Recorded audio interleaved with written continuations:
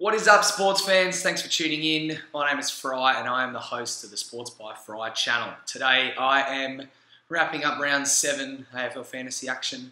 It was an interesting round. There wasn't a lot of carnage and injuries, but there were some big scores. Although guys that had those big scores weren't really popular players. Guys like Jack McRae and Dane Zorko, who I'm going to talk about a bit later.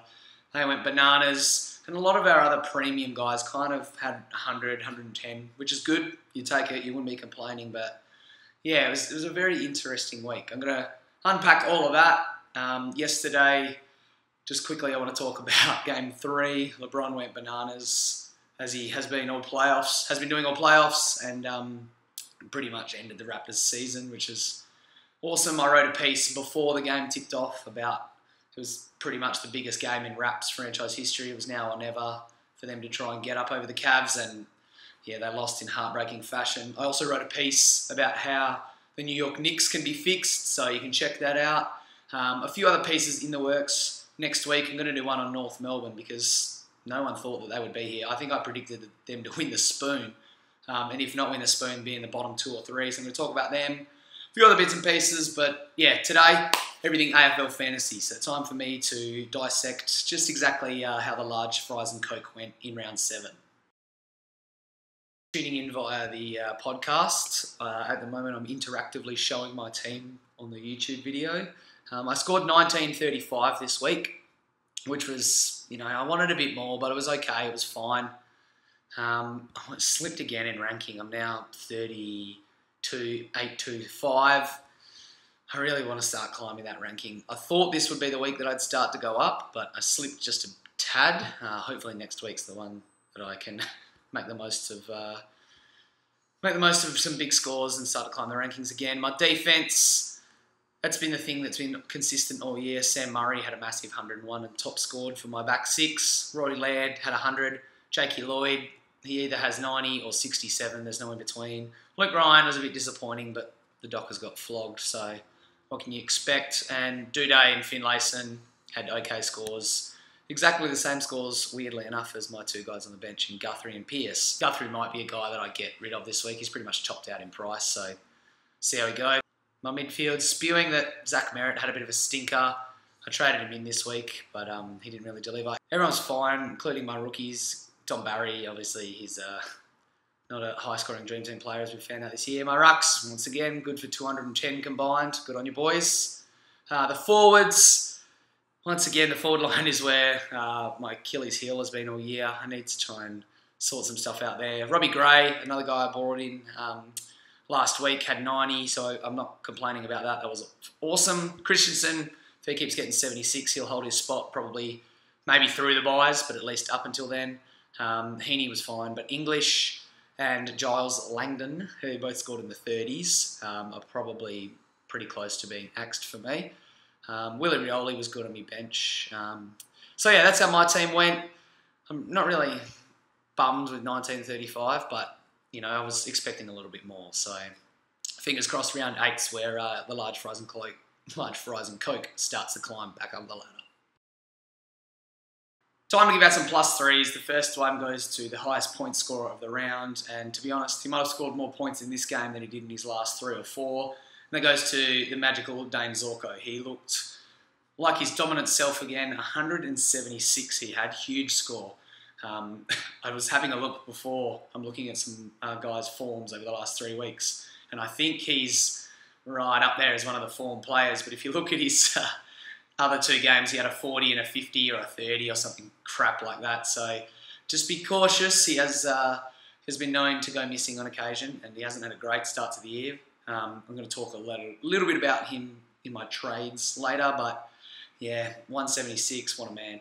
Next one goes to Sick Dog, James Sicily, who's another trade candidate this week. 135 for the big fiery Hawk.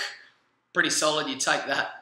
No doubt. I think he has the potential to be a top 6 defender. So if you're gonna look at upgrading one of your rookies like Finlayson or someone, maybe even Duday, who are getting close to topping out, Sicily's your man. Last but definitely not least is Toby McLean. I flagged that the Dogs had a good run coming up, and I've been pumping up Jack Macrae's tyres, so I need to give Toby McLean a bit of love as well. They've got Brisbane next week, so he had 143 against the Suns, and he could very well have another big score in round 8. Negative threes, like I said, most of the premiums were fine this week. They scored somewhere between 90 odd to 110, so there wasn't too many guys who were negative 3 eligible, although there were definitely some. First guy, Jared Lyons, he either has 130 or 60 to 50. There's no in between. I talked about him a few weeks ago as a trade target, and he's kind of yo-yoed his way through the last couple of weeks. Post-buy, he'll probably be another popular pick for people to bring into their mids, but yeah, not good enough. 61's not going to cut it. Next up, Isaac Heaney. 75 isn't really good enough from a guy that is probably going to be a top 6 forward and is pretty high owned. I think he's owned in over 25% of teams, something like that. Wouldn't surprise me if the ownership was higher. He's good, going to get you 90 odd each week, but 75 is a little bit below what we want from Big Heaney. And last but not least, I hate giving negative 3s out to rookies, but Tim English is getting it because it's his second crappy score in consecutive weeks, and wouldn't surprise me if a lot of people jumped off Tim English this week. I thought he'd be okay against the Suns. Jared Witts isn't exactly the world's best ruckman, but wasn't meant to be, and as a result, he'll probably get ditched by a lot of coaches this week. Speaking of that, just looking at a few quick trade thoughts. Dane Zorko is as cheap as you're ever going to get him. I think he's priced just over 550k, which is absolutely absurd, but comes with a lot of risk. I think I will personally wait 1 week before considering trading him in, just because of how his year's panned out. But I couldn't blame you for pulling the trigger, because he looked like he was back to his best against Collingwood, and if he can go 110 again, then you'll be laughing. My trades this week, and probably yours as well, should start to have a little bit of a think about your buy structure. I've got a lot of guys on the last to buy, so I'm going to try and target some guys who have round 12 buys. The teams who have round 12 buys at the top of my head are Hawthorn, Carlton, the Bulldogs, and the Eagles. So I think it's only those 4.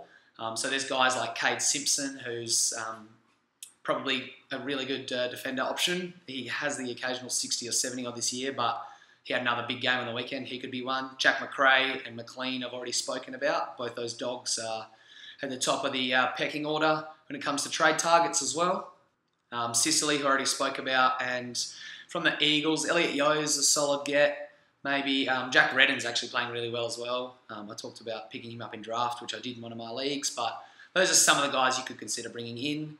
With regards to rookies, it's the same 3 that I talked about last week: Ronke, Much, and Spargo. Spargo's probably the pick of the bunch and will probably come in for me this week, maybe for Tim English.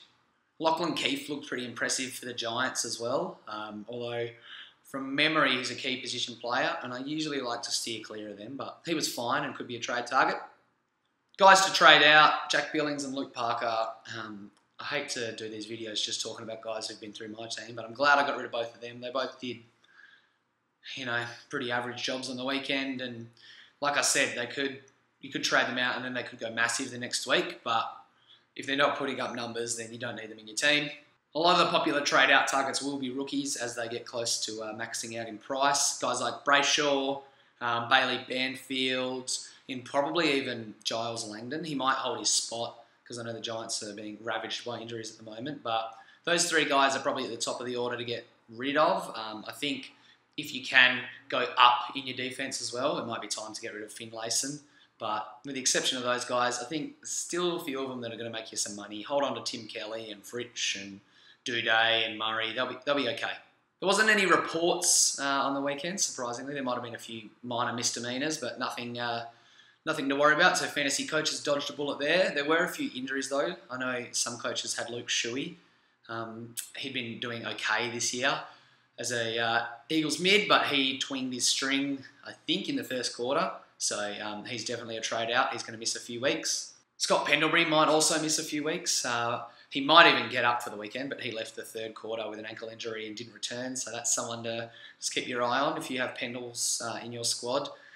Ankle and groins are my worst, least favourite in fantasy, because they say that they're only going to be 1 week or 2 weeks, or we're just giving him a rest. And then, like Josh Kelly, it turns out to be 3 or 4. So just be very careful with that Scott Pendlebury injury. Who else? Josh Kennedy from the Swans. hurt his leg, I think, but he returned to the game. He was fine. Shane Savage is another fantasy guy who's a bit relevant, who I think had a cork, but he might have returned as well. So fingers crossed, injury-wise, I think we dodged a bit of a bullet, but more news will come out throughout the week, so make sure you stay tuned to that.